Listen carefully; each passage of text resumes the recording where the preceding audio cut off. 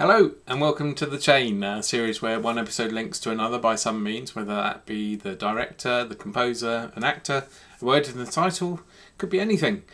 Last week we had a look at Bernard Herrmann's score from Fahrenheit 451, and this week we're linking via actress Julie Christie to Maurice Jarre's score from Dr. Zhivago, another partnership with director David Lean.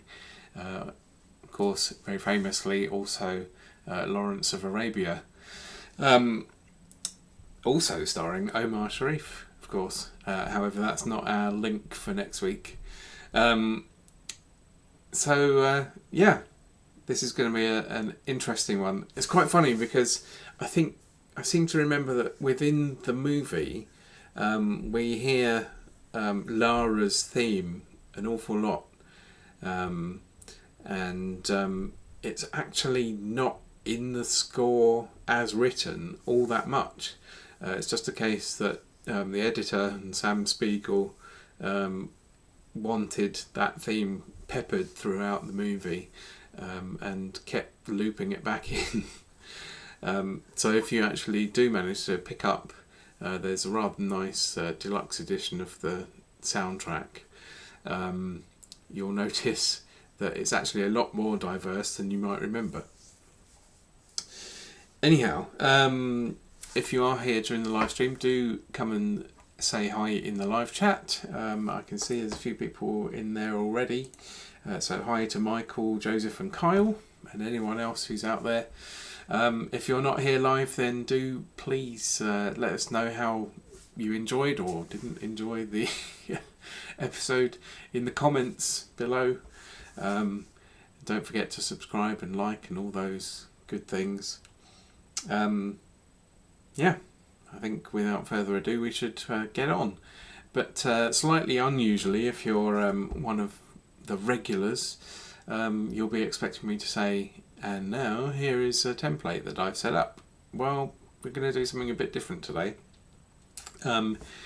The prelude and Lara's theme from Dr. Zhivago is something that's been in the works for a performance set release from my publishing company, and we're going to have a look at the work in progress as it is now and do a bit of layout. So it'd be an opportunity to have a look at a slightly different part of the process. Much of this work has been done by my good friend and colleague Philip Krill. You might know him from live chat on previous videos, PKTB I think his name is. So shout out to him. A ton of work involved in this. One of the things that is kind of it's a bit of a legacy thing for Sibelius users is having two files, one for the full score and one for the parts. You don't necessarily have to do that anymore since a recent update, but so many of us are used to working that way that we still do. So here is our full score, and we also have this file which is for the parts, and you'll see if I can get that.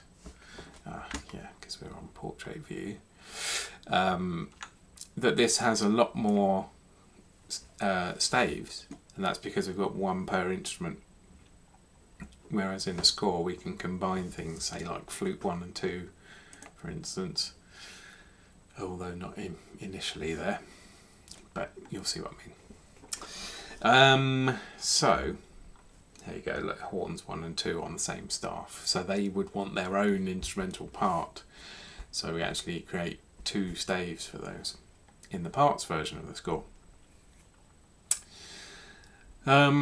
So what should we do?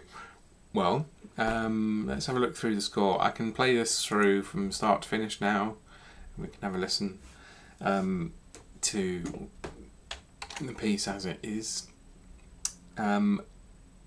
One thing which is different between my study scores and performance set scores is that these are transposing scores. So any instruments like cor anglais or English horn, clarinets, horns, trumpets, if they're in trumpets in B flat or whatever, will be in their native keys rather than in C, like a concert score. The reason I do the two different way. Study scores I find are better in concert because you can then do harmonic analysis a lot easier if you're not used to a transposing score. Everything's in the same key. Whereas a conductor score, another feature of study scores, I should say, is that we tend to hide inactive instruments. So, for instance, on this page here, where we've got these guys are not doing anything, so they would be hidden, and we'd potentially be able to get two systems on the page. Whereas a conductor score, you kind of want continuity across every page by showing every staff whether it's active or not, because then you're not having to kind of do, as the conductor, do mental gymnastics every time you turn the page and figure out what instruments you're looking at. You kind of have a muscle memory of knowing the top part of the page is your woodwind, then your brass, your percussion, your keys and harp, and then strings at the bottom.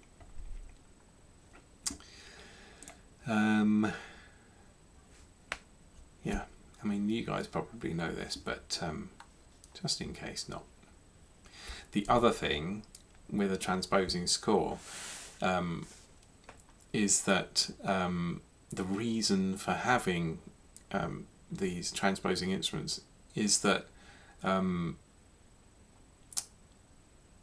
or having them called a transposing instrument, I suppose, rather than just naming everything as if it's in C, is that the transposition tries to keep most of the instrument's register in the middle of the staff.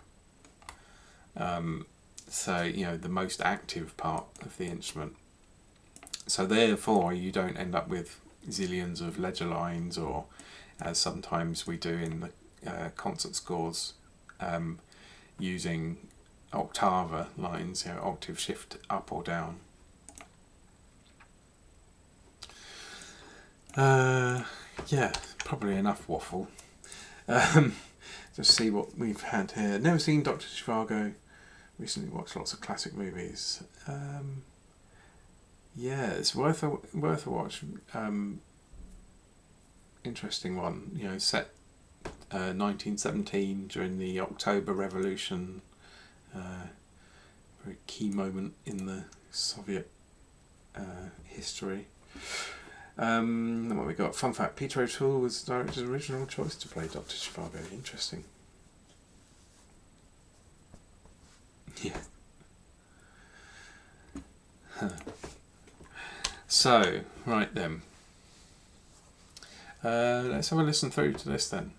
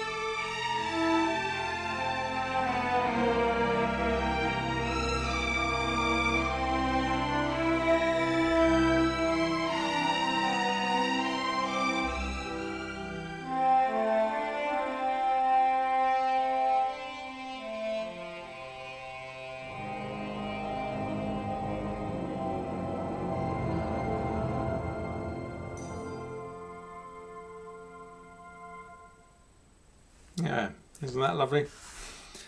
And as I say, a huge amount of work gone into that, so a very big thank you to Philip for that.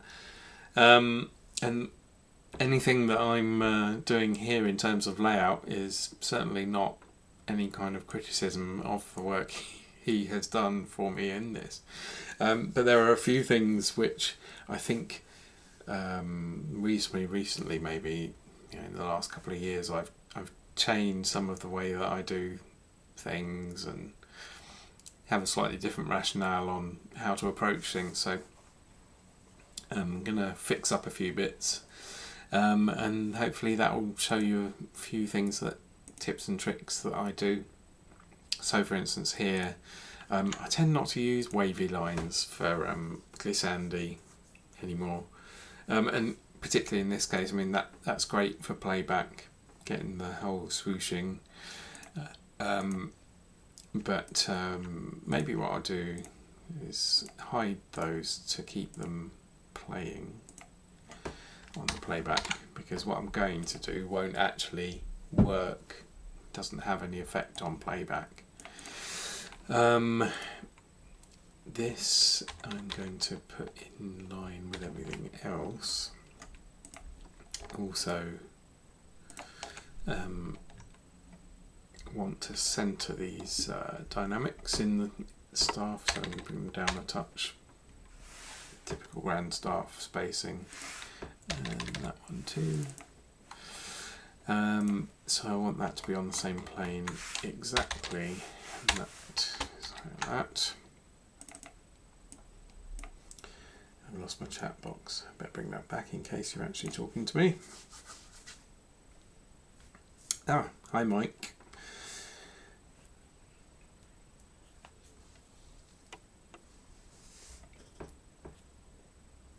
Yes. Yeah, agree with you, Michael, about the whole range and vertical spacing. That's one of the big challenges when making study scores in concert, that you have vertical spacing issues, or one has vertical spacing issues.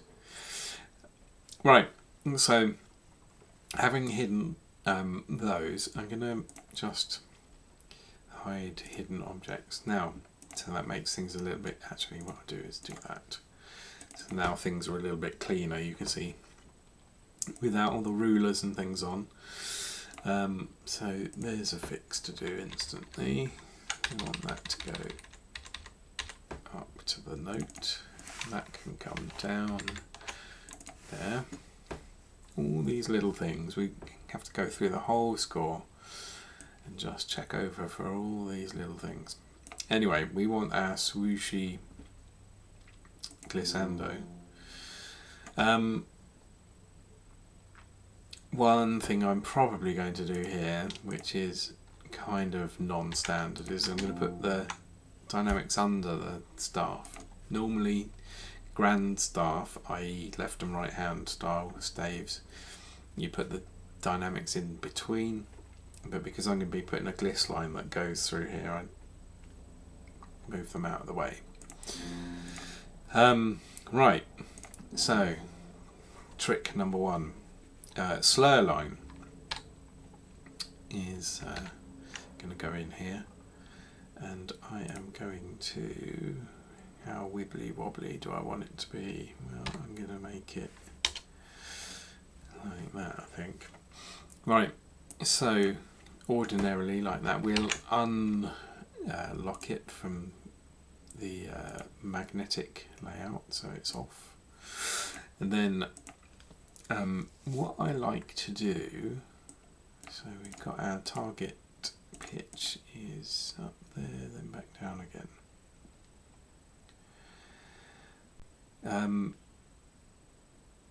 So I'll put that where we want to land, roughly.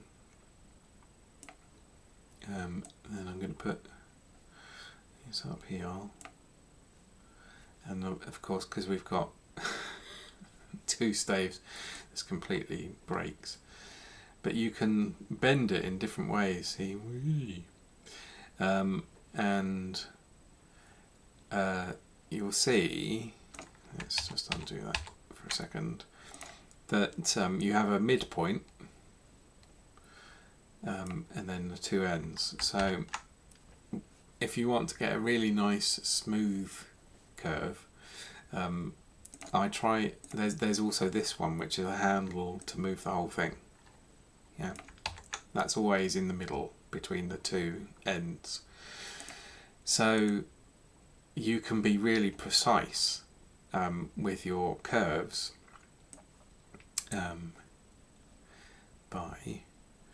we'll do that up there like that for a second.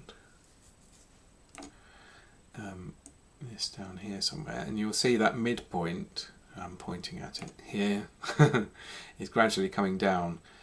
And if I want to make this curve exactly a kind of sine wave, that point will exactly overlap this one when I've got it in the right place, like that. So your handles for making the curve are way off the staff. That's fine for now. And that's usually good if you're doing on a single stave, but here, because we're trying to make it cross from one to another and back again, we're probably going to adjust it so it's not exactly like this, but it's a starting point. The other thing then we have to do is reset the space above, and it all goes kind of weird. So what I want to do, so the other sort of thing is that if you make this line that's between the two nodes vertical, so now it's crossing through that point there, so we have an even curve. Now if I copy paste this and move it along, usually we can link these up, because you'll see that when I link them up there's kind of a step.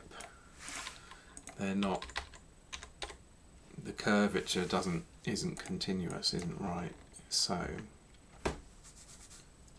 so we want to make this, let's get one curve right first and then I'll do the rest. So we want that to come up a touch higher and go to there. One of the annoyances of Sibelius and the grand staff thing, it keeps trying to make this lower staff object not overlap the upper staff, and I actually want it to, even though I've turned off magnetic layout and stuff. It's still trying to avoid that collision. Right, now let's do that lining up thing again. So no, we want to do it. Do we want to do it that way? No, I'm going to keep it like this for a second.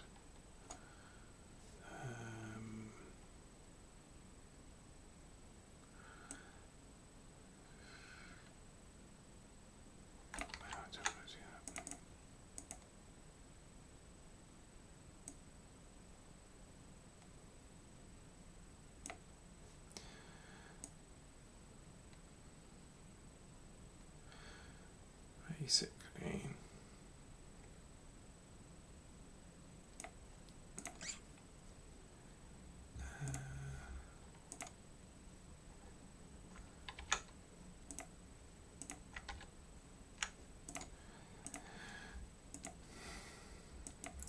get them lined up, and we can get that going nicely.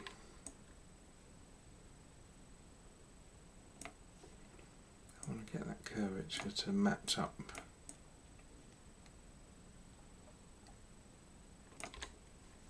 And you can zoom in and make sure you've got the ends meeting perfectly and what have you. Lots of faffing around basically in the editing stage, which is why I'm not. This is my least favourite part of the process. A good friend Tim Rodier at Omni Music Publishing is the exact opposite.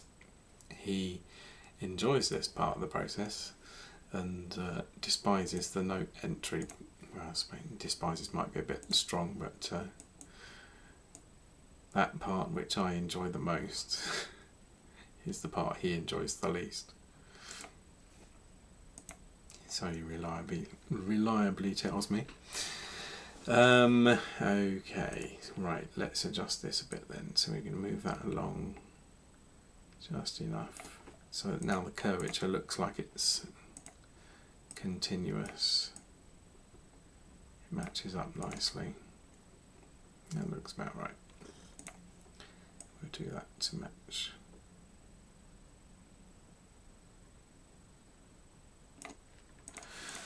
And then we do the same bell. Except we just went in down there.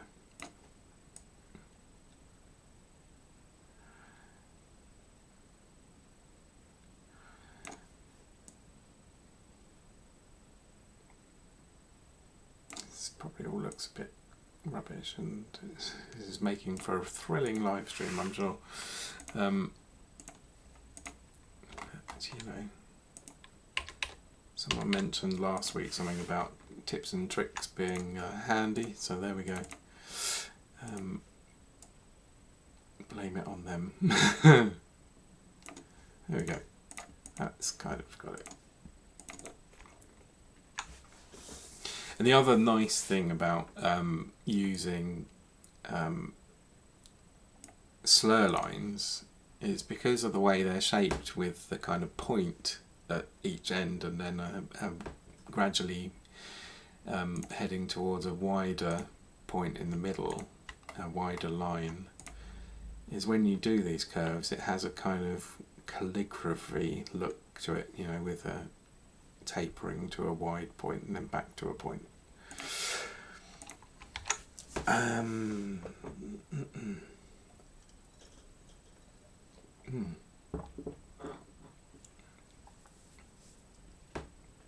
Hi, Simon. Aha.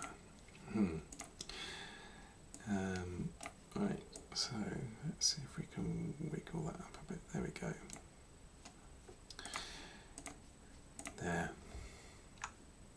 That kind of looks like you might have hand drawn that in. It just looks a bit nicer than the wavy gliss line, I think. You know, that what we had in there, these ones. Yeah. Hopefully you agree, because there's a ton of those in the Rocketeer. Right. Okie dokie. So other than that, sort of things I tend to do, you noticed that I have rulers on all over the place. If you're at 100% zoom, then I like to put things using that 100% zoom. It means that every step you take, or 2 steps it is, sorry. Yeah, so every single step with the arrow keys is an 1/8 of one measurement.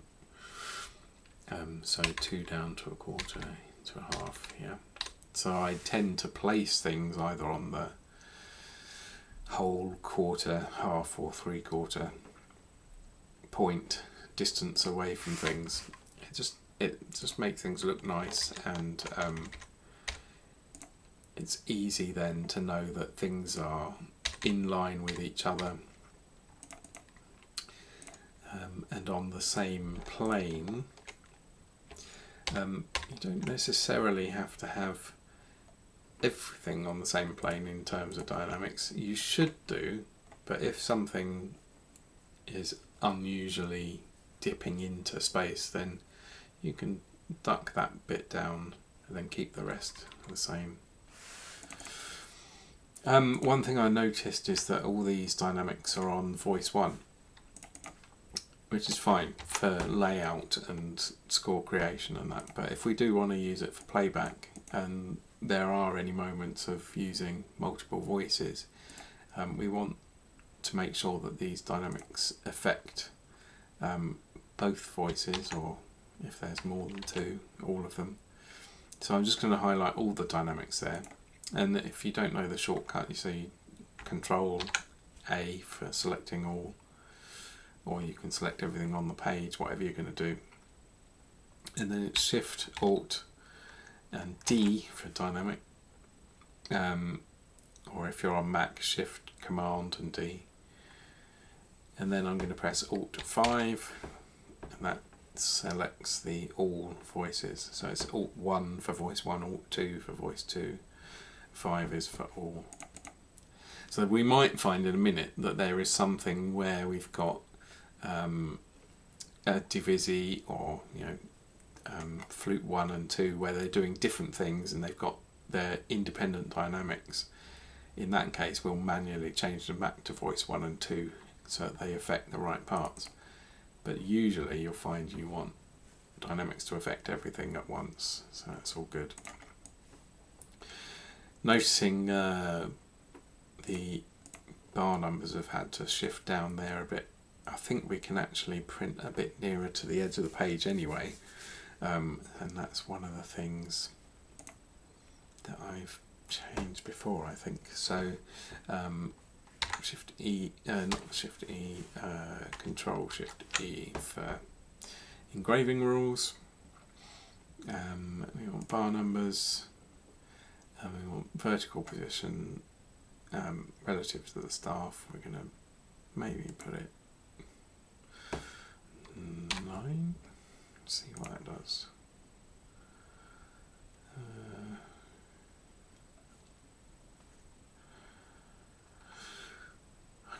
Well, I've got it on others course. Let me just have a quick look. So I guess this won't reveal anything I don't want revealed. Actually, we have a look at Ben Hur. I was going to have a look at something else, but so this one's already published and released. So print ready. Scores.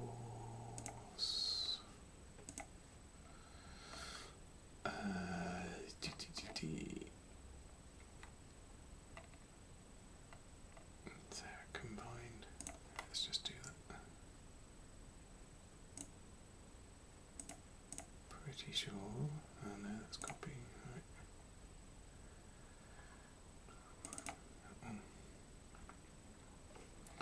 Just want to see what the distance. Oh, that's much smaller as well. Interesting.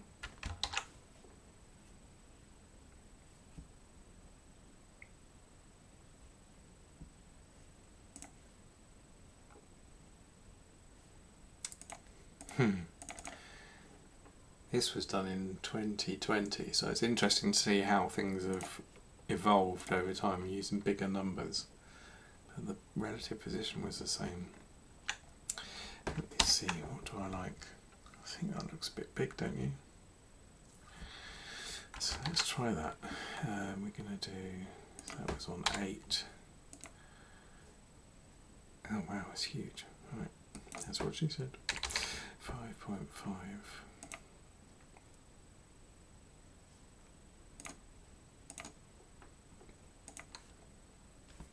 Suddenly seem minuscule, but we might come to some compromise between the two, I think. Let's go for 7.5 or something.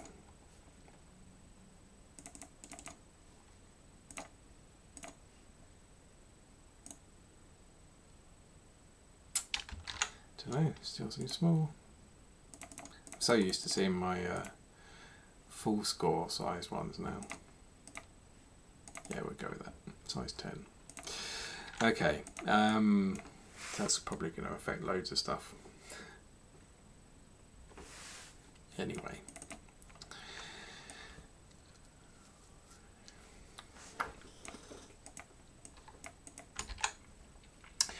do I have a favourite Omar Sharif film? Well, yeah, it's Lawrence of Arabia. I published the overture from Omar Sharif. The overture from Lawrence of Arabia was actually one of the first things I worked on. I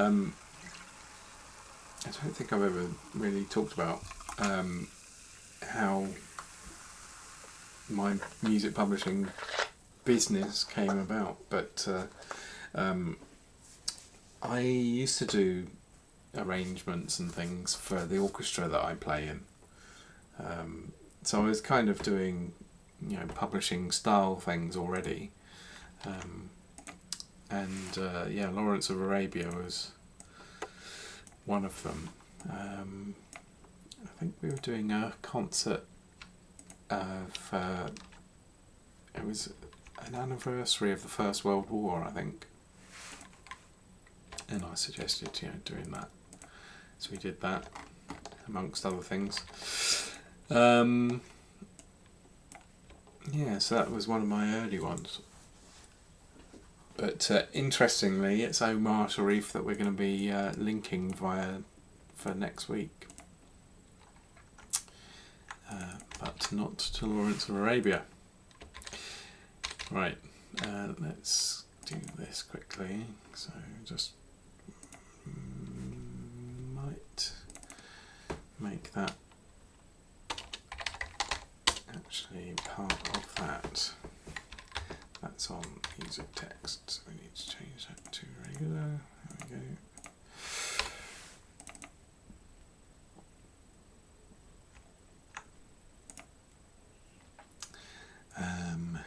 Yeah. So like I say, I want to place that on the 25, on the quarter. That's a nice distance from that. We're just being a bit careful about vertical spacing and stuff. I'm not going to go through the whole thing during the live stream because that will probably be way too tedious. But you can see we just go through and we tweak a few things. Like here, I want that to be a bit further away from the slur, the tie rather. Those are in line, so that's fine. But I did notice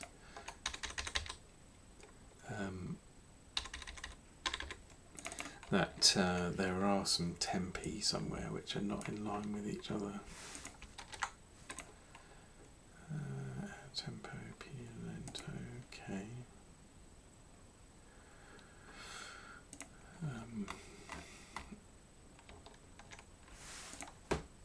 And that writ al fine doesn't actually do anything, it's just tempo text. I believe it doesn't actually affect the playback. Let's just do view transport. So here you can see the metronome mark there. So if we just play it from here, we should be able to see whether that does indeed writ at the end.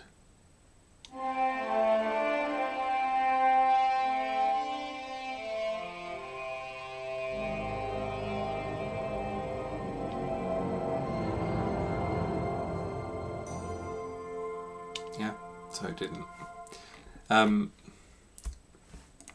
So we could do two things. We could either make a line which says writ al fine, and then that gives us the extent of how long it's going to writ for, or we can do on the playback dictionary, we could add in writ al fine and make it do something. System text, is it? No.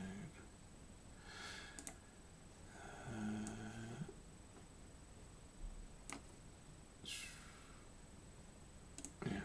Anyway, that's the way I would do it. So maybe we could do that. Let's, because that's another little technique-y thing I can show. It's Funny Girl, isn't it? It could be Funny Girl. because I was looking through that recently, but it's not.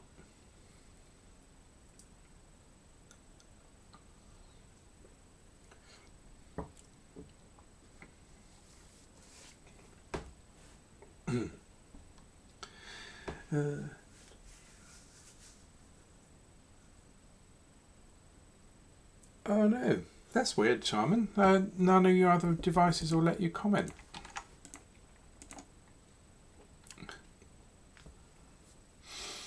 I think you can do live chat on mobile and things like that. There's usually a little speech bubble or something you can click, tap. Anyway, sorry. Right, so copying that text, but what we want is a line that goes through there. 3 bars. So notations, lines, and instead of, there's not going to be a writ al fine on here. There's a writ, but not writ al fine. I'm going to use this drop down where we can see all of them. I'm going to find the writ when it's there. I don't want a dotted line, so I'm going to use that one, which says text only. I'm going to do new, which is going to be based on this one. Writ al-fine, text only, and then we just, the only thing we need to change is the text, so the centered text. It's not centered text, it's the start text, so edit al-fine. There you go, writ al-fine. So we now have a line that we can select to go in there.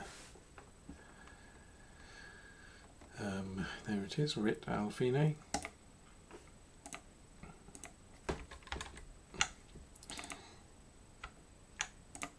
Looks exactly the same, but functionally it's now going to actually affect the playback.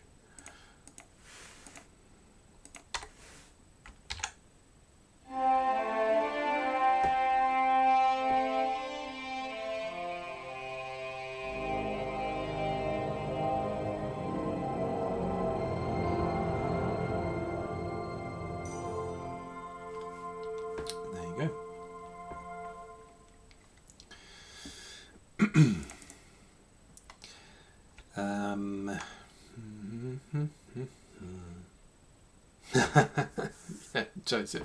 I think I gave Joseph the full list. I was having a chat with him offline at some point. Any more guesses? Omar Sharif, we're linking next week.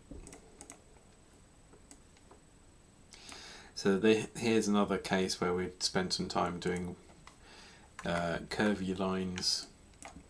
Not going to do that right now. This collision here we would fix.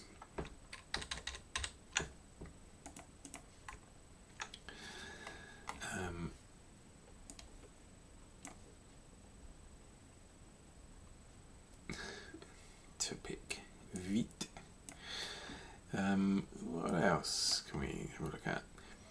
I'm not a huge fan of arrows to other staves. I try to avoid it if I can, but that does make sense. These guys are 3. Something I'd do more in a conducting score than in a study score. Are those actually together? Yeah, okay. What else are we going to look at? So I'm going to have a look at the parts in a minute. So again here we might move those.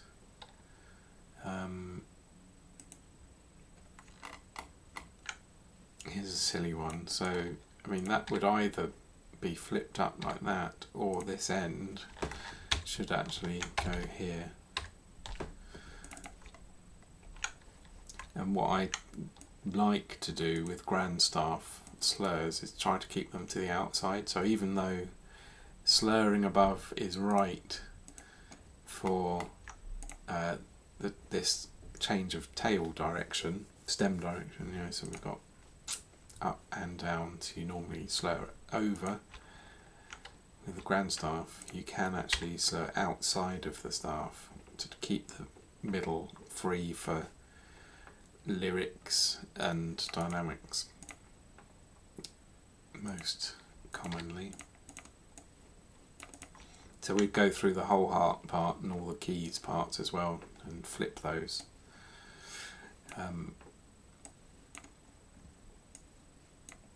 Again here, so you've got the dynamics running through the slur and the gliss line, which is pretty ugly. You should have the dynamics between the staves, but oh, I see, yeah. And you move them underneath. I'm going to put that P-dot shape like that.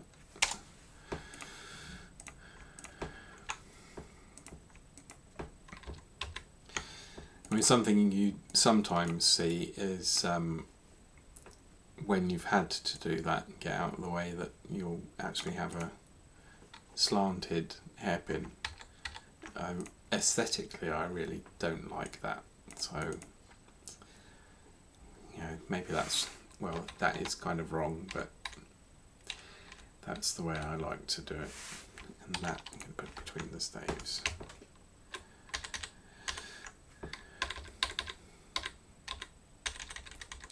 So, not 100% zoom, there we go.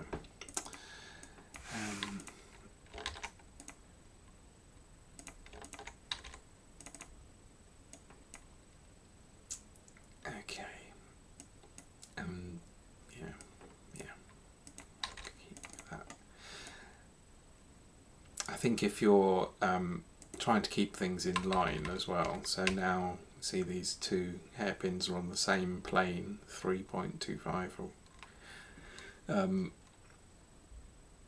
but then we step down to get out of the way of the C there. I try not, I mean, unless it looks stupid, but I try to keep them one step away from each other. So here you've got 3.25 drops to 4.25, and therefore it's not quite so jarring on the eye. Silly little things like that. Because we've got dynamics under there, well, this one doesn't need to be, so really that should be up here. Is that placed under there? Yeah. So I'm going to take that and put it there.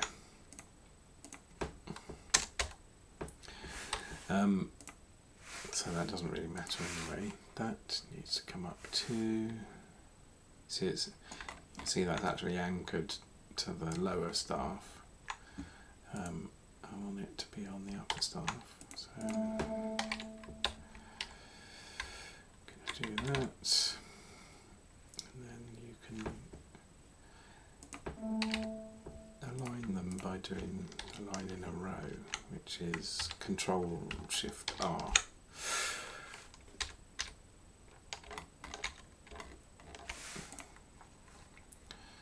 And they should really be in line with that. But they're keeping out the way of those tails, so that's fine. All sorts of little things. Fall of the Roman Empire is one I've looked at doing several times, but unfortunately I can't find the full score for it. I've got the piano conductor, I think, and or the sketches. I really would like to do that. The only other problem is if I were to try and work from Tiomkin's sketches, his handwriting is probably the worst of all composers' sketch handwriting I've ever seen. So yeah, Fall of the Roman Empire isn't going to happen, unfortunately, unless that changes and I do find the full score at some point.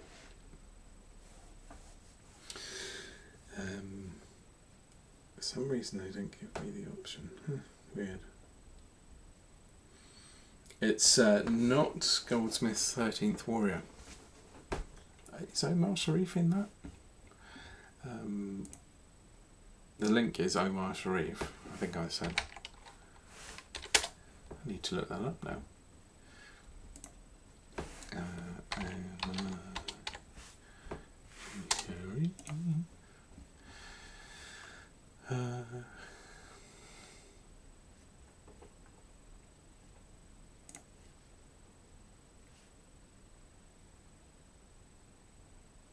Yeah, he is. Wow, it's been a long time since I've seen that. It's a little more modern than that. Slightly. So that should narrow it down for you.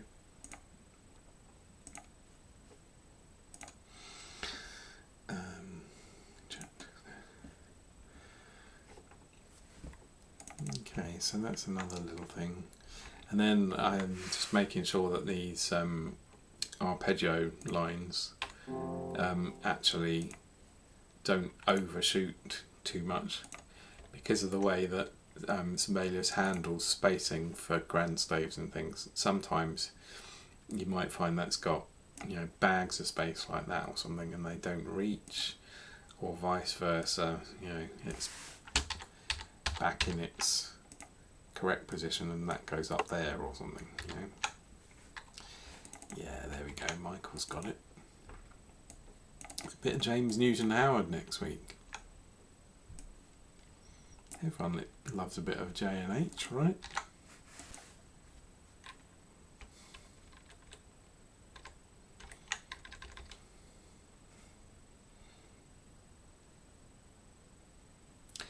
Yeah, I saw that, Joseph. Arlene Sorkin. Yeah, very sad.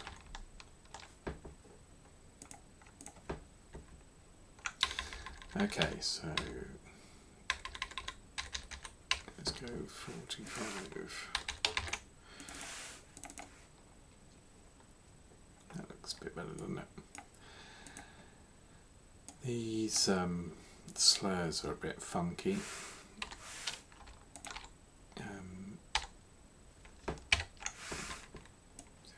That's going to help.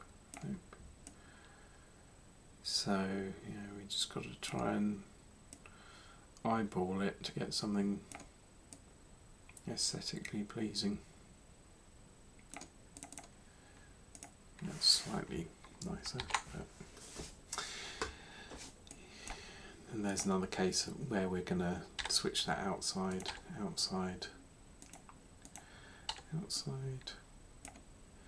That crosses over the two, so I'm going to keep that over the top.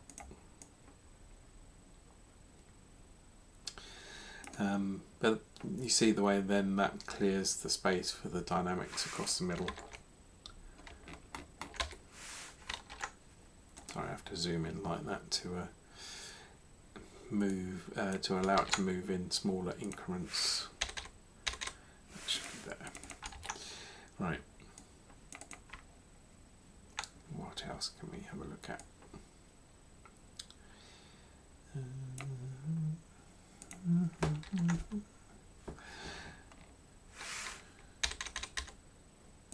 Just giving that a bit of breathing room.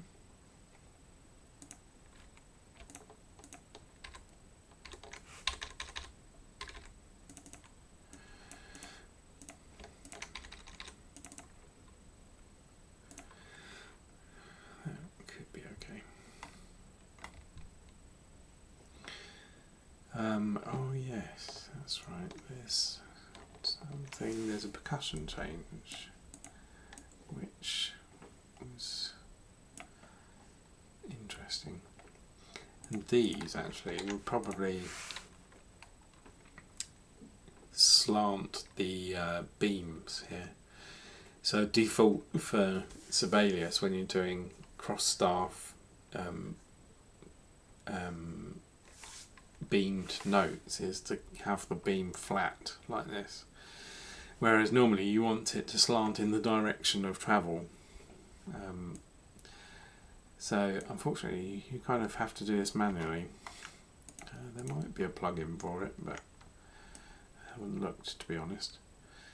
So I'm here, I'm following the line of that, and then we're going down to a C, so I think that's probably fairly aesthetically pleasing, and then just not as much space required up there. So we can move the staves together a bit, or we'll pull that down. Just don't want the stems to be too long. It's the same figure throughout, so I'm just going to copy. Oh, of course it isn't going to do that. Great. I thought it would actually copy the same formatting, but apparently not. So, okay, so to make sure we get them all the same, let's grab them all so that we do them all at once. That changes there. So, like that, following the line of the notes. And then I think we'll keep that slant, that's quite nice.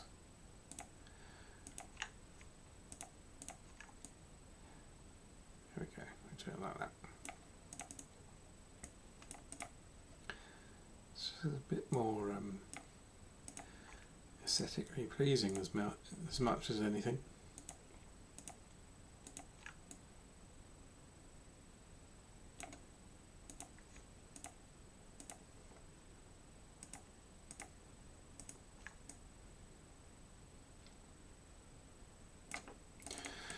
Just eyeball it.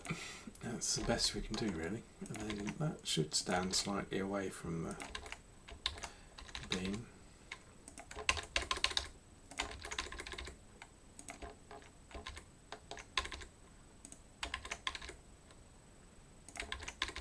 If it's too close, it's easy to miss.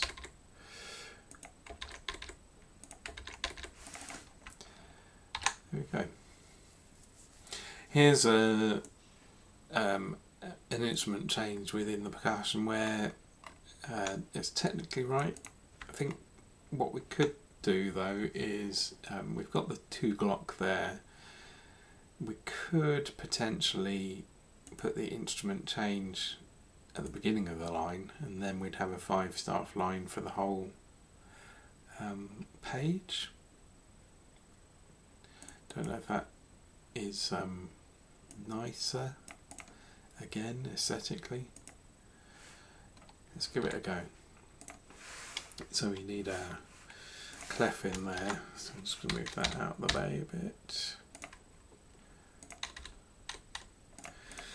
Don't need to change back to that. Won't need that. That will go there. Hide the text there, and then that just needs to back up to the edge there.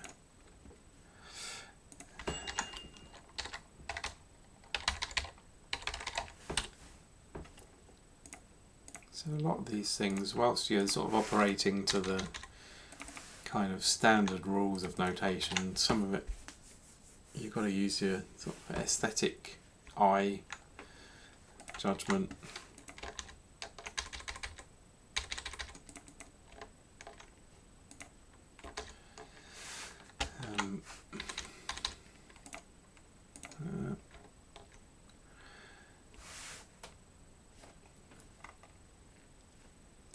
So you think that works a bit better? Maybe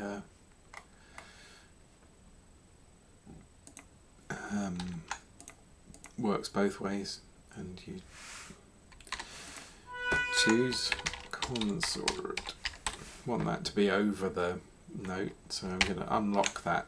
So it's tried to avoid the bar line, but I'm going to allow it to cross the bar line so that it's placed directly over the note, and then using the inspector I can erase the background and place that in there, that's fine. So now, you know, the bar line gets hidden,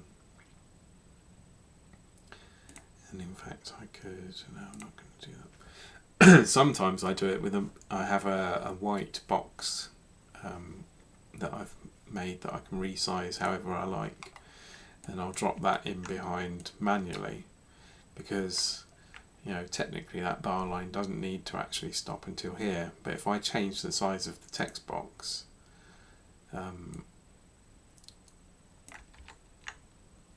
you can do that. Yeah, so fixed. You see, as I shrink it down, it's either coming up from the bottom like that and obscuring the text, or it does the same from the top.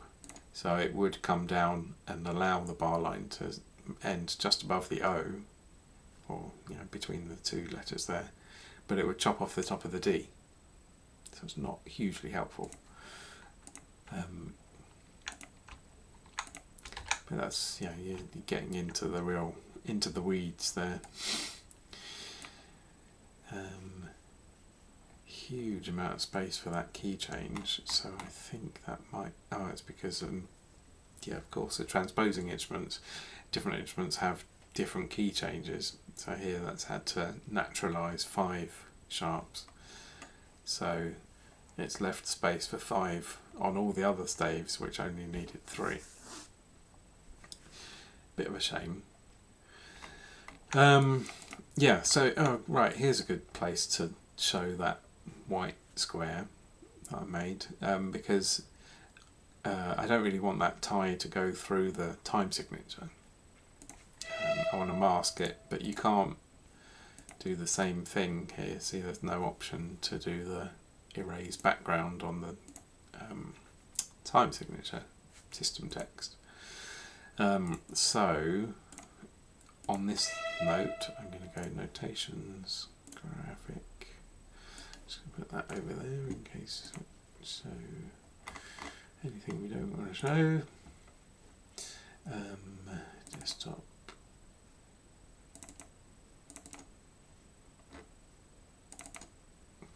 Right. So here, so I'm going to place it so that it's kind of just either side of the time sig, and then on the appearance,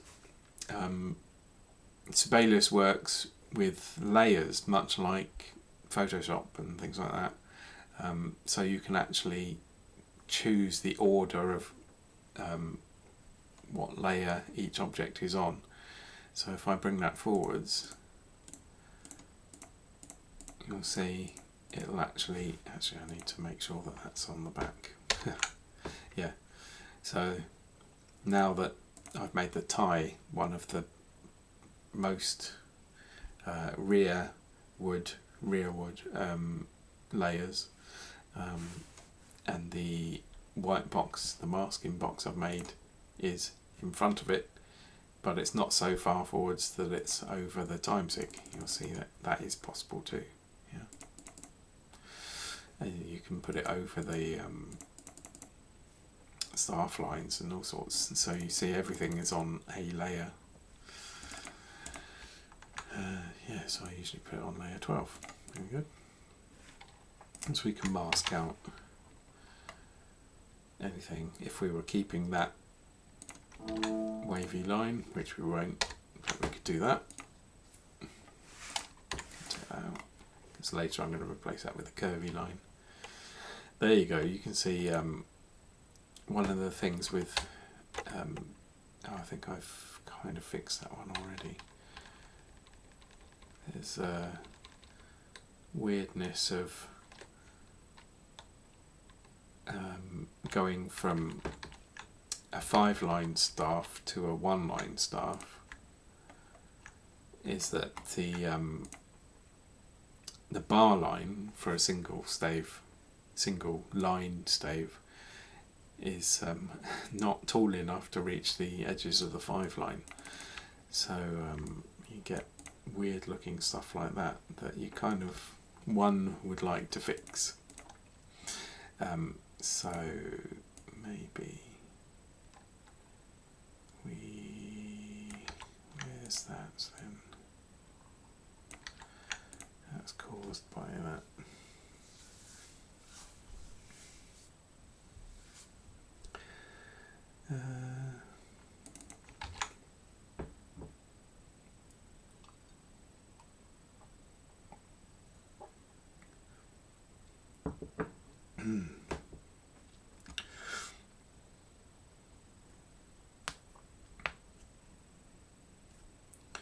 Lots of Power Rangers chat.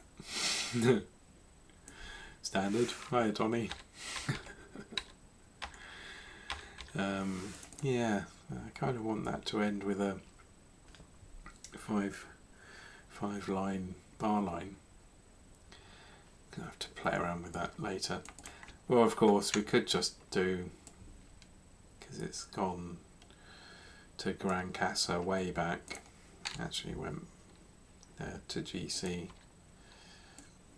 on this page. So, I mean, in theory, we could actually go from here as a single stave.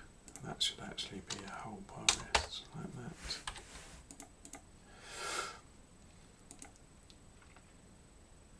I think we might do that actually, because otherwise it's just kind of, oh no, because of the key change thing.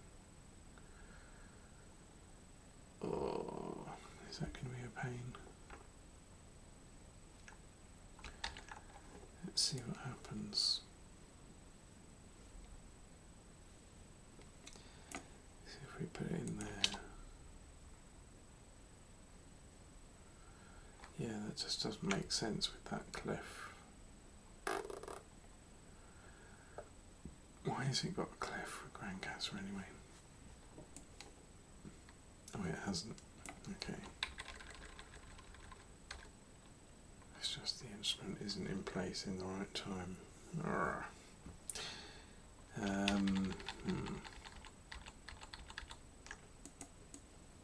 Oh, it's...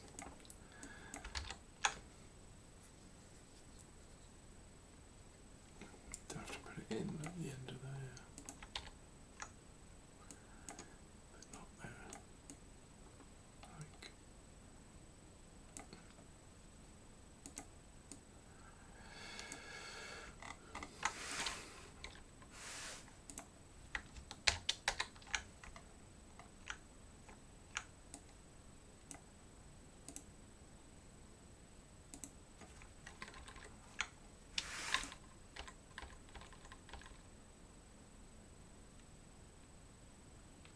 Why has that kept that clef and that then?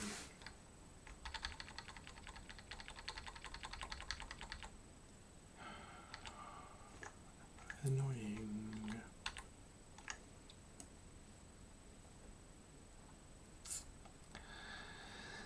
You know what? I'm just going to waste a whole load of time farting around with that, so I'm going to leave it for a minute. But that's another thing we would fix up. I think what we might have a look at is the orchestral part. Yeah, most of that's fine.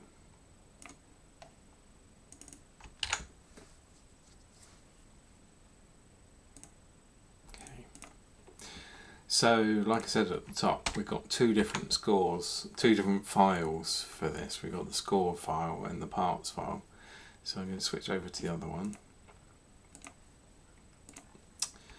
And we are going to have a look at, should we have a, well, I'm a string player, so let's have a look at the string part. That we don't need to be with.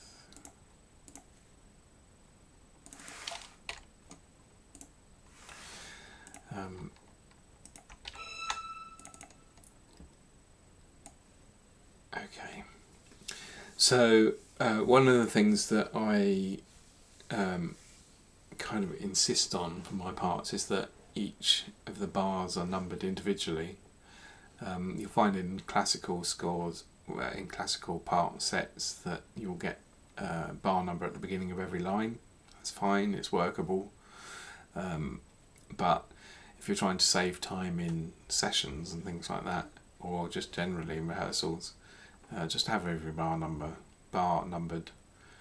Certainly have some bar numbers at least. There are loads of classical sets that have no bar numbers at all, and the amount of times I've had to write them in at the beginning of every line and things like that drives me crazy.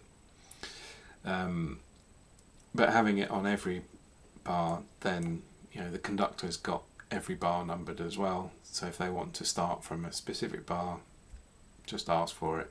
Everyone knows exactly where they're going from. And then like multi-rests have a from and to, so if they say let's start from bar 60, then you know where you are. Really, really, really helps.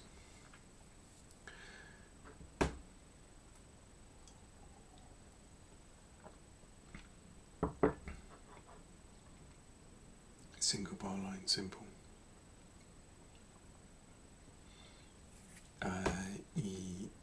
Yes, there is. Just didn't want to fart around with it. Yeah.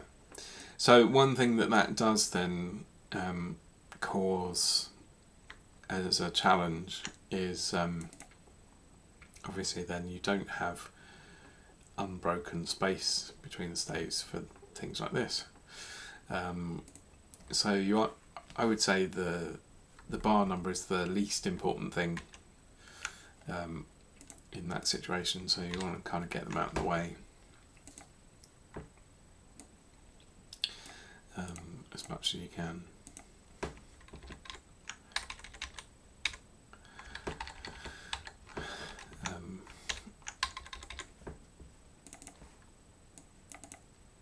Still keeping it close to the notes. Let's turn off the heat and stuff for a second. Actually, yes. Yeah.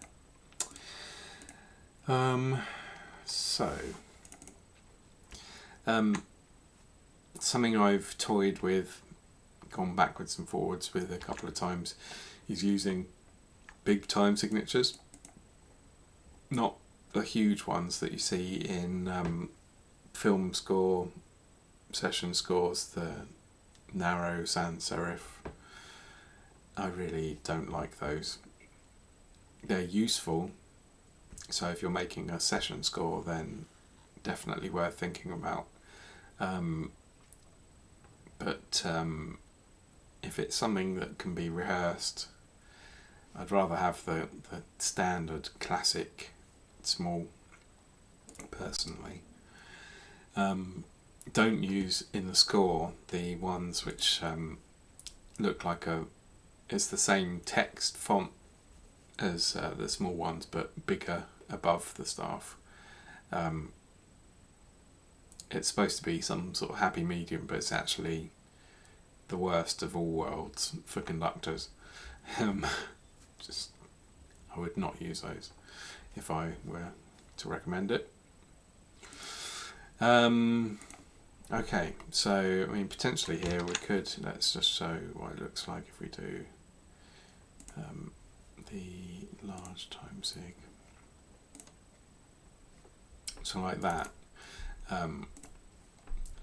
Can be helpful if the meter is changing regularly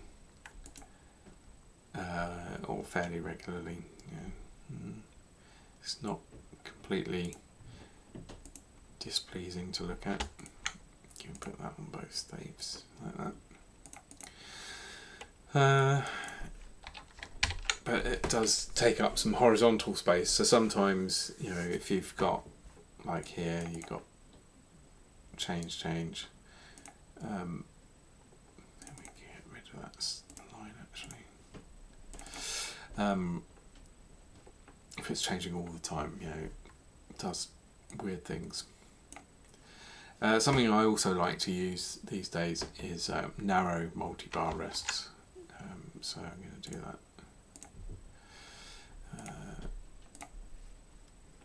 That just takes up a little more. I guess it's slightly less eye-catching, but it's handy for horizontal spacing.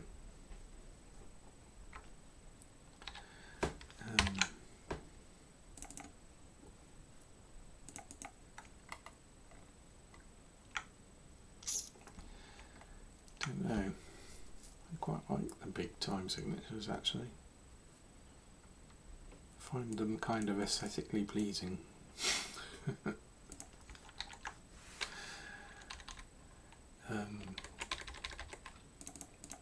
I guess that's, you can choose. So here, yeah, you can see we're using the tuplet numbers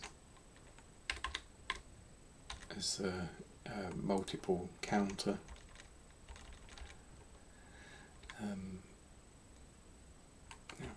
I think what I would rather actually is if that octave line was closer and the numbers above. I'm going to give that a try.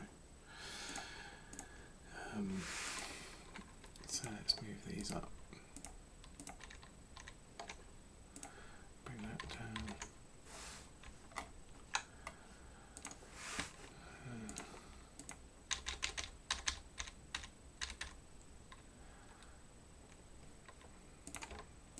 Just going to give that a go.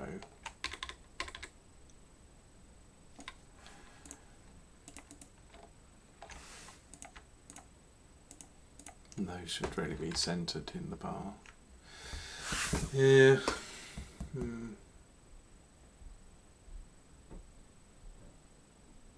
Yeah, I think the numbers need to be the other side of the octave line, don't they? Worth a go.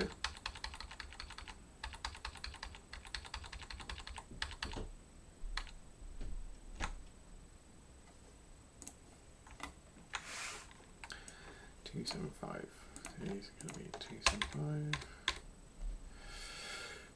And that only needs to go up to the end of the note, so that goes there. You don't need to keep an octave line going to the end of a note length, so if that was like a tied whole note to a whole note, no, that's not a good example. If this was a whole note and it was a very wide bar, you wouldn't need to tie it all the way to the bar line. That's what I mean. It just needs to hook around the note itself.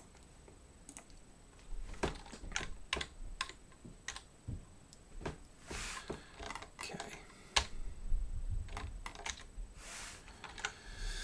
That should be under the note. That can afford to go over the edge into the margin a bit, that's fine, just be over the note.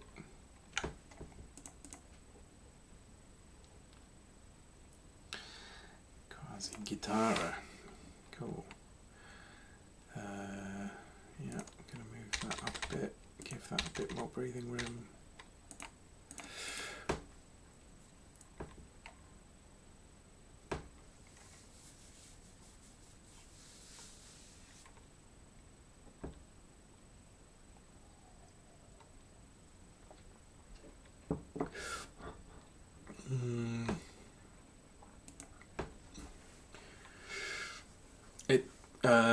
Regarding ledger lines, it can depend on how high up you are.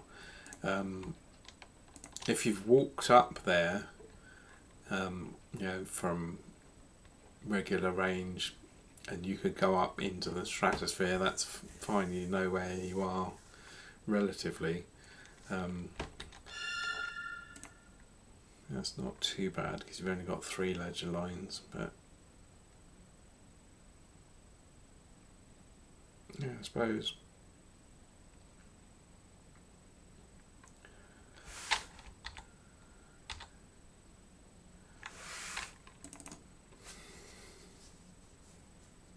Yeah. I think in that case we probably would go with that. My break point is usually 4 ledger lines. Beyond 4, then I'll be using an octave line.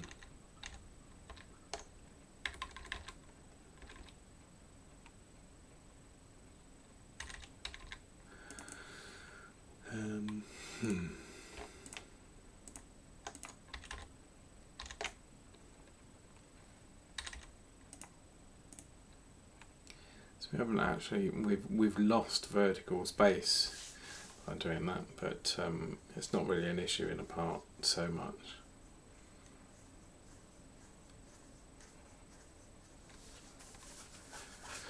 Yeah, I think that'll be okay.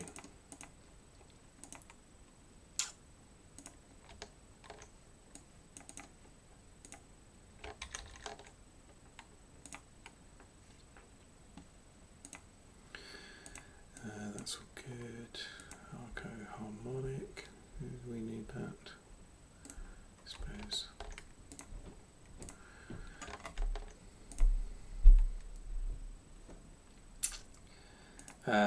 So that's probably copied off the manuscript, but tutti arco is not technically right. That would be the archery, so everybody else, not the 2 solo.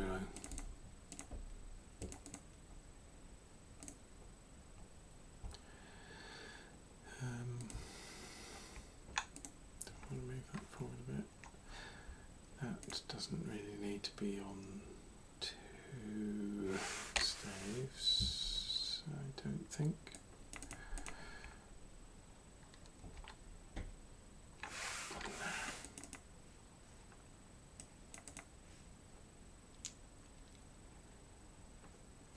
So this is one of those areas where you kind of look at the big time signatures and think maybe it's a bit more hassle than it's worth.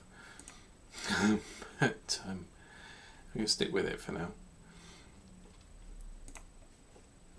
That's fine, that's all fine. Put that up a bit.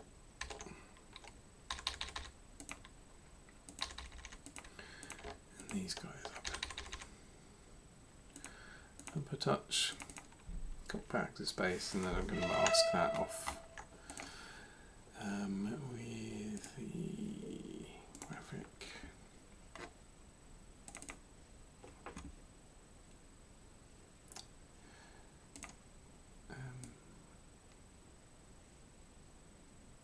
So I just want to mask either side of that,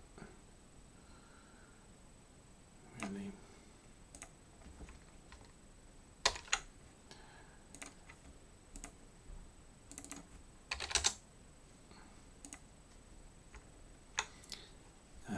You'll see when we've got everything turned off, it just makes it slightly more legible.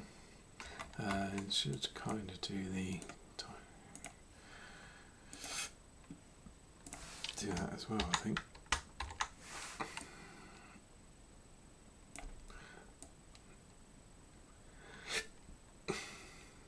Just to help out making that nice and clear.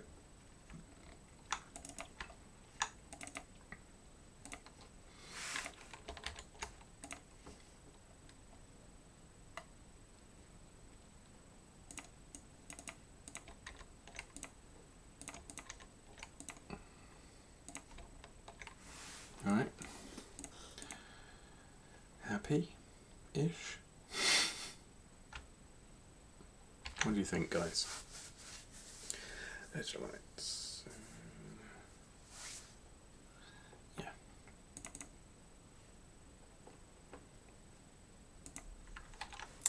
Any opinions on the time sigs?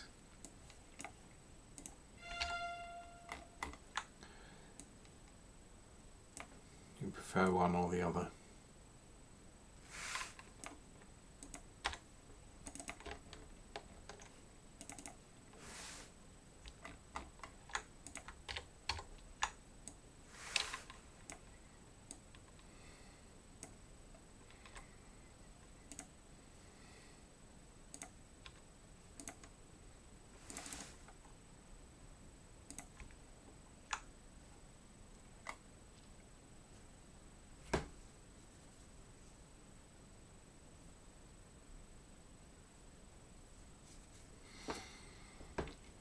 Actually, I changed them to that. There's a narrow option, and you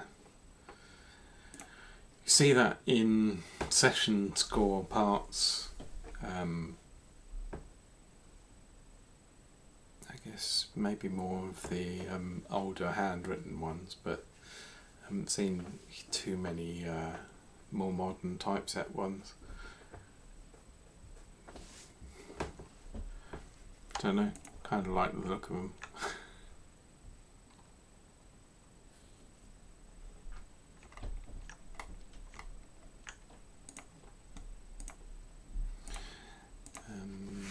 Tutti is all fonts. Tutti is fine because now it is everybody. Ponticello.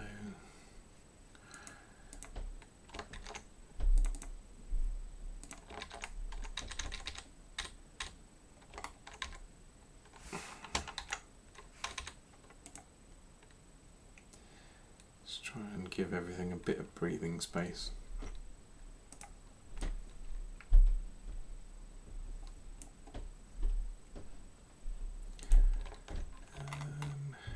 These guys. That was colliding with the stem. Where have we gone? There it is. To there, we've budged the bar number out of the way. Occasionally you can kind of fit things between bar numbers and around, but do I like that? I normally like it to be horizontally aligned, not on two separate lines. But that's probably to get that hairpin, because we basically have no space at all for the hairpin otherwise. Yeah, okay, I'll live with that. DDD.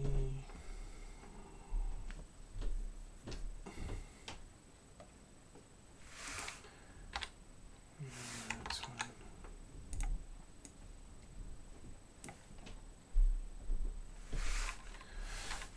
So I think we could probably move these dynamics up a touch. Let's bring them down to there for a second. I think I need that. Oh, that's probably the F.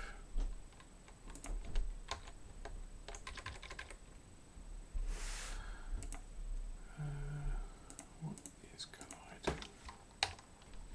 Yeah.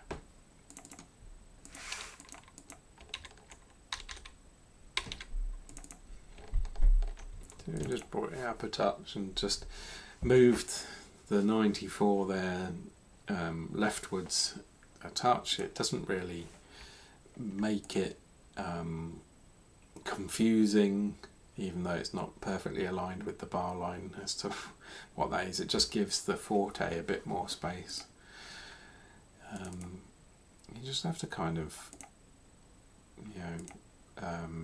develop an aesthetic eye and use your judgment, and certainly not saying I'm perfect.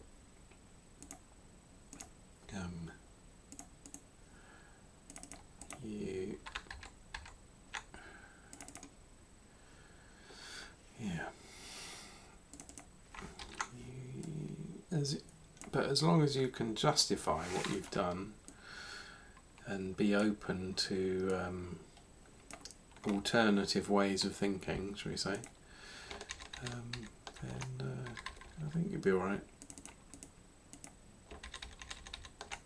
You'll get there. I'll get there. We'll all get there. Certainly don't mean to pontificate, because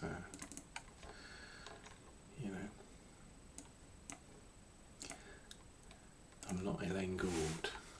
I am not an expert. That's why I have a copy of Behind Bars up there. Right, that. It's on 3, 2, 3, 5, yeah. How's the Rocketeer going? Well, the Rocketeer is coming along very nicely. I should finish the end credits and love theme hopefully the love theme as well this week. Yeah, it should be fine. Then it's down to final polish. I'm not sure. I would like to have it in people's hands before we're doing a sort of webinar with Joe Johnston, Sarah Horner, Joey Rand and Jim Henriksen on the 23rd of September. I'd love to have it in people's hands by then, but realistically I don't think it will be. It might be if you're in the UK because of 24-hour shipping and stuff like that. But it takes 2 weeks for the printers to do their thing. So that would mean I need to be finished by the end of the first week of September. And we're on the 27th of August. So, I mean, realistically, I don't want to rush it for the sake of what is effectively an arbitrary date. So we shall see. It will certainly be available for order before then, but whether it will be physically in people's hands by then, I'm not confident. I would bank on not, to be honest. Because of what the Rocketeer is in James's pantheon of scores, and what it means to so many people. I don't want to do a rush job of it. So we're nearly there. All the analysis is done. All the front matter. Joe's written a lovely foreword for it. But I've just got to finish off the polish and a few other little jobs. But yeah, nearly done. Thank you. The Patreon things, it's not kind of in-depth behind the scenes the way we're kind of now looking through how-to sort of thing of doing the notes here.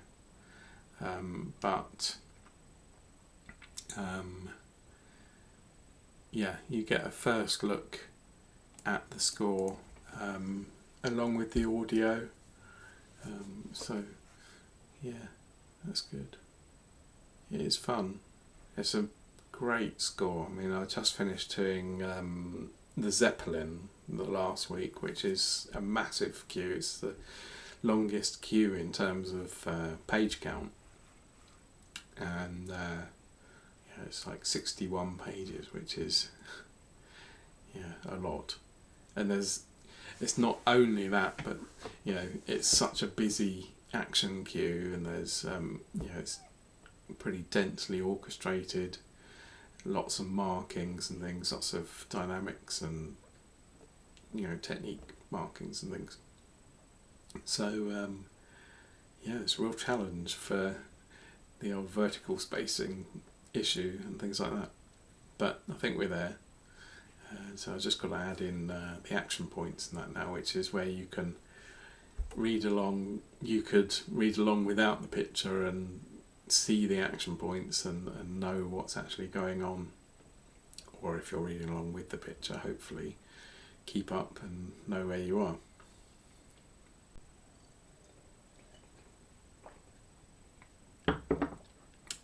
Some manuscripts actually have those written in,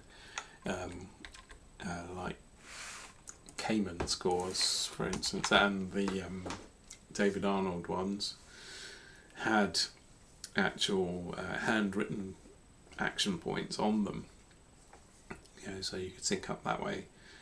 James's always have no action points like that, but they have sync points in terms of timing. So it'll say, have a little like a crosshair symbol, which is the sync point, and then a time next to it. So if he was conducting to clock, that's the time he's aiming for.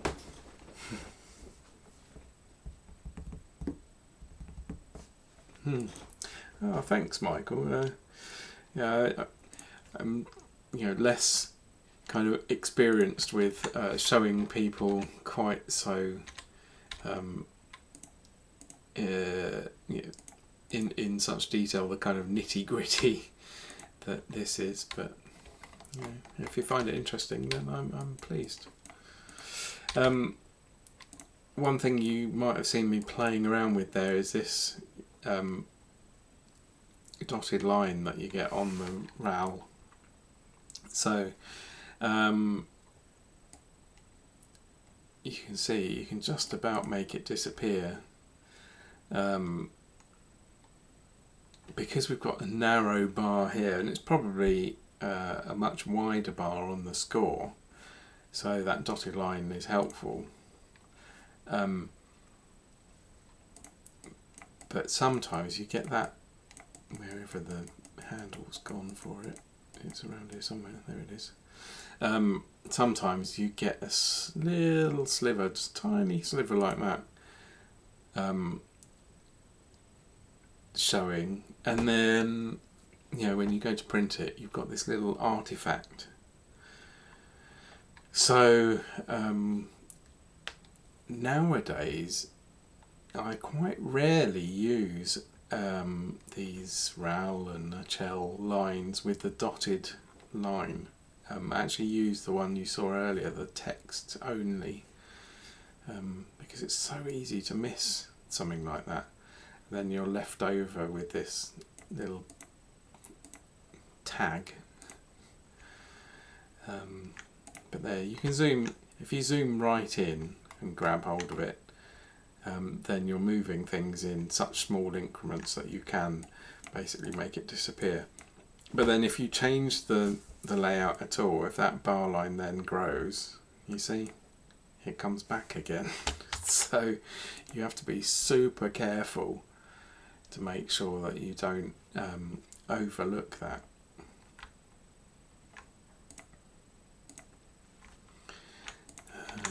Right, so we got that is fine there. We could, no, let's just move that down. It's fine.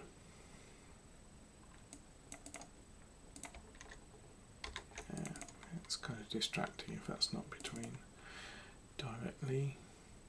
It's like if you see a painting that's not quite square, it's slightly off at an angle. If I put that up like that, it becomes distracting when you're reading along.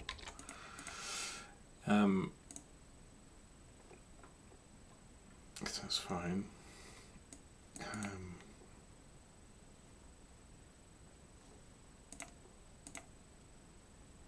That's fine, we sorted that earlier. So this, you would normally, you would normally have upper touch. That's funny, having that there made that fit like that. That's obviously manually spaced, okay.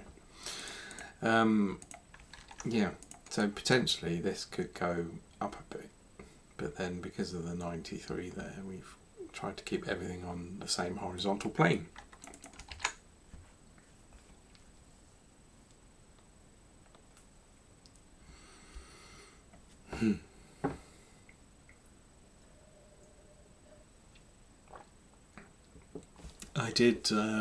I conducted a rehearsal of my Ben Hur suite back in July, I think it was, and one of the trombone players actually came up to me and commented on the part afterwards, And that's the first time I've had direct feedback from a player to say thank you for, you know, a really nicely laid out part. So that was very gratifying and much appreciated. Yeah.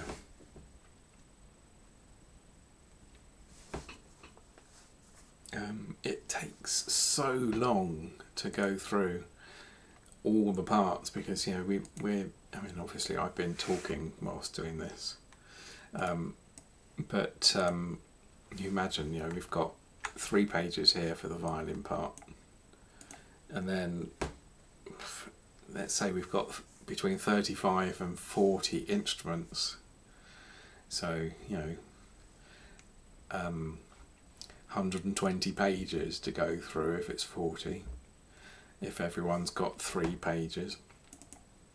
Got, you know, check the formatting for 120 pages just for the parts, and then do the score as well. So even, you know, these short pieces can be a huge amount of work, which is a shame because I would love to get more performance pieces available for orchestras to play.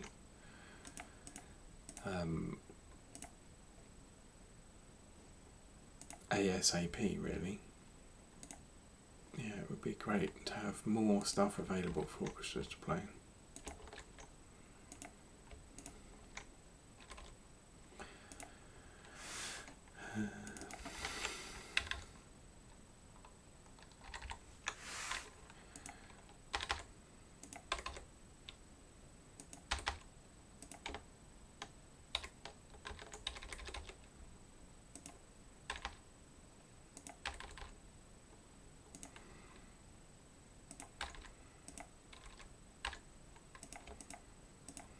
I'm just wondering what's rubbing where.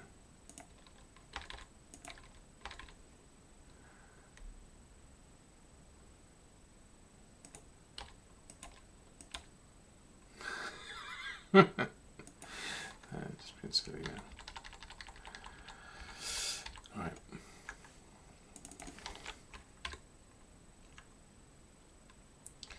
Actually, let's grab those.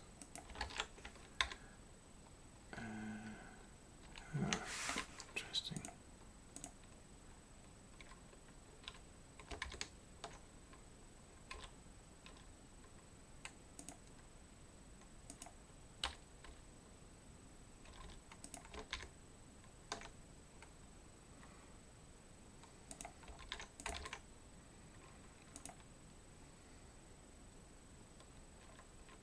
What is rubbing?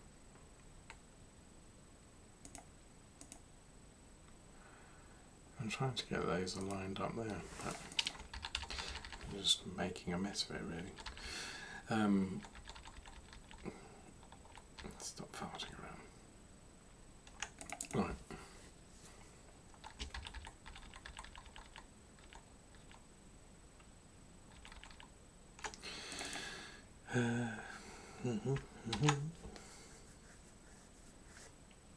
Bar 32 in the original scores, so I wanted the 2 soloists to rejoin. Okay. Actually, the manuscript for that, which I think you're looking at, is it's a concert arrangement by Conrad Pope.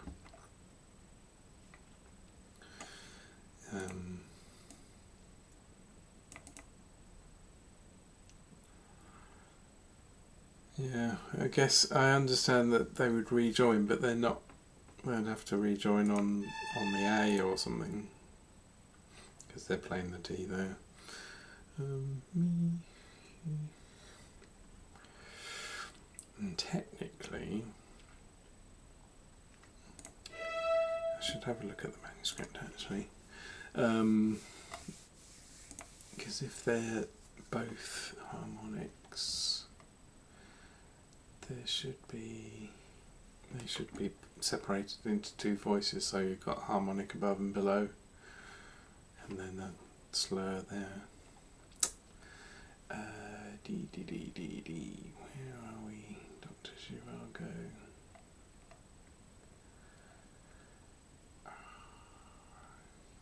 It's got one missing. Right.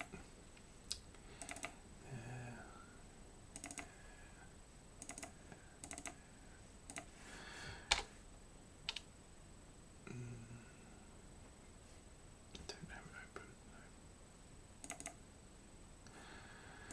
open. So where are we? 32. Yeah.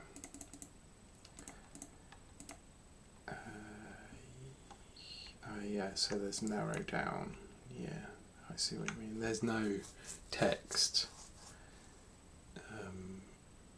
So yeah, right, so become tutti.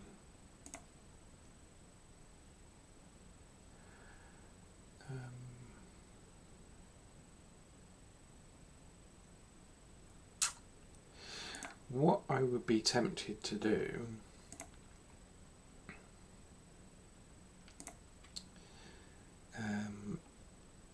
is keep that like that, and then actually put in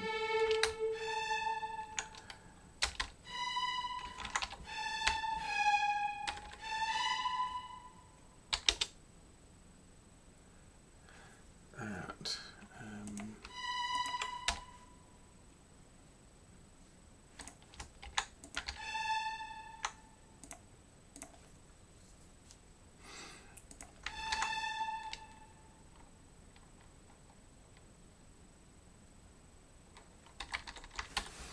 It's fine because it was. Normally I'd put Eunice, but because it wasn't named as Divisi before, tutti can be fine. I think I'd be happy with that, to be honest.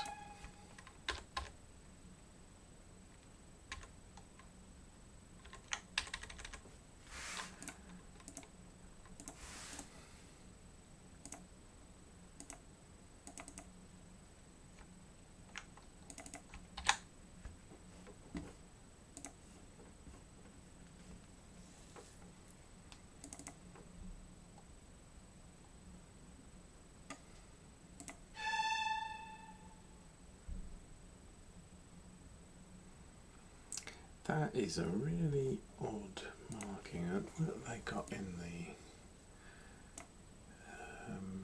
octave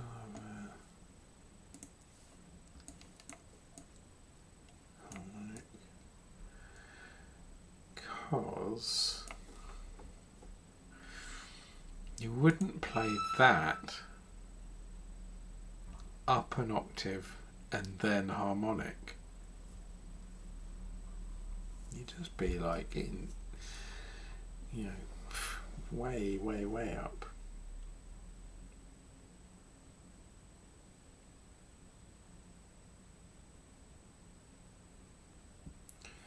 I wonder, do so violins, just weird the way that's written.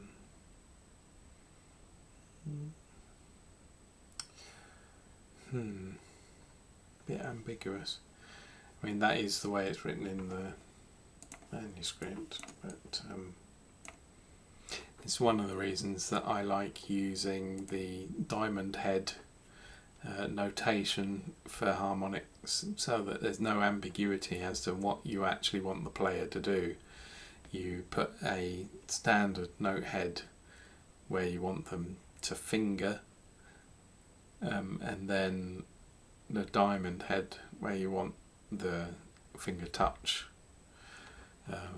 to create the artificial harmonic. Or indeed you can have an open string and a harmonic diamond head. Yeah, okay, but in terms of that, I'm a bit more happy with that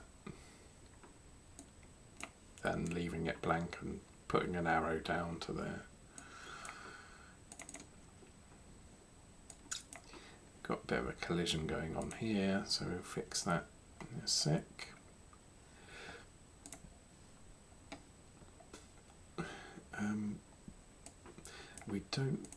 The reason we're getting tempi on both staves when it splits into two is because I turned on system objects in both staves so that I would get the time figs, but we don't really need secondary time tempo text in the lower stave. So I'm going to take those out and then respace it.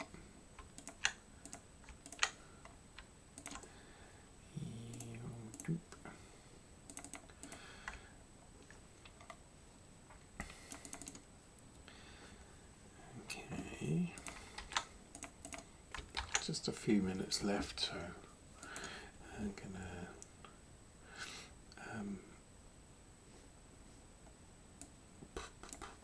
that's fine. Again, we got the Poco writ, and then a line. I guess we could do it like that, but I'd prefer it, to be honest, to be like that.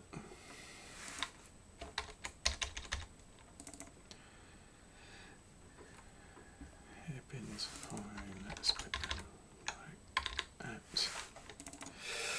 And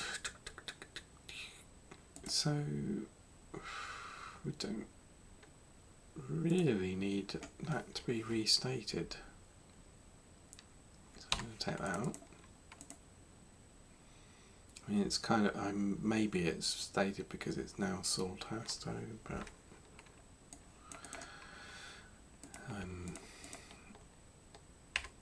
which is over the fingerboard.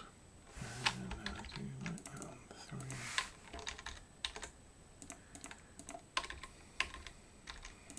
Like that.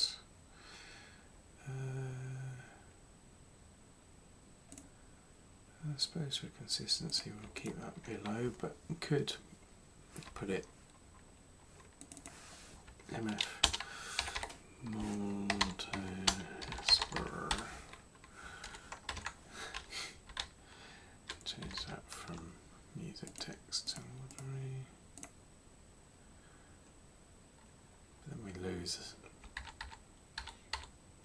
a lot of the extent of that, so I'm going to keep that like that.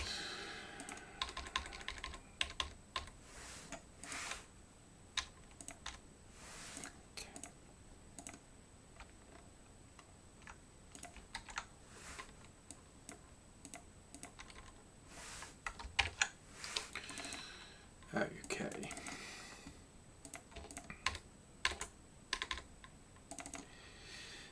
Can move that up, can move that up.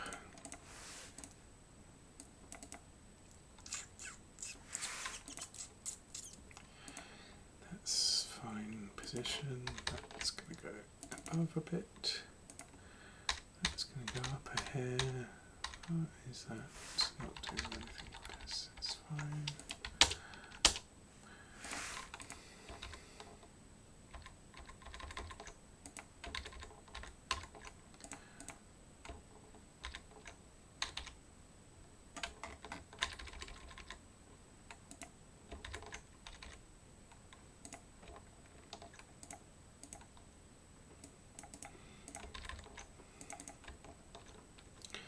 I think we can get away with them not being in line by doing that. It's just a bit too far from the staff otherwise.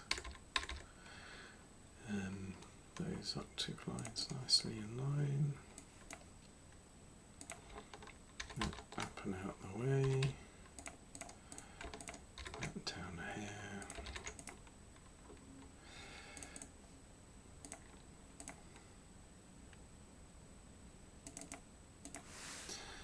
Okay, I think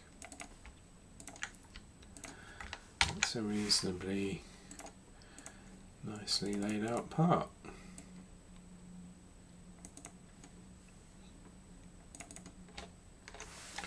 One down, 35 to go, or however many it is. There we go. Yeah, so hopefully that's given you a little insight into some of my work process. don't do parts all the time. Obviously when I'm doing the full score books and things, don't make parts for those, but we do have a number of performance sets in our catalogue now, some of them physical, some digital that you can download and print, and more to come. I could just give you some idea, in fact, of what we have in the works, because it's no big secret. Got performance sets for, come on, so two really long-term projects that basically have been done for actually well over a year, but require final polish on layout. A 20-minute suite of music from the Chronicles of Narnia, The Lion, the Witch and the Wardrobe. 20-minute suite from The Dark Crystal. The Prelude from The Egyptian. The end credits from Braveheart. This Prelude and Lara's theme from Dr. Zhivago. Main title from Robin Hood, Prince of Thieves. Some songs from various Disney movies. It's all in the works. The overture from Song of Bernadette. A suite of music from Spartacus. And a couple of other bits that are a bit further away, but loads and loads and loads of work, and all the meanwhile that I'm working on full score books. I can't finish these off, so I have to kind of balance my time, and it's slightly tricky. But fun times. Right, what I think I'm going to do is, although the score is not completely beautiful, let's export that to a PDF so I can run it full screen. Now this is going to be slightly less legible than normal when we have these hidden staves and things, but be interesting to read along, I think. So we want that, and we're going to do a couple of things quickly. Page display, that.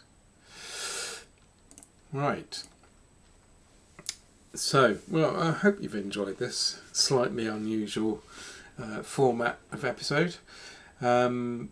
Next week, normal service resumes, because I haven't done any work on Hidalgo, but it's going to be fun. We're linking via Omar Sharif. We're going to have a look at James Newton Howard's Hidalgo.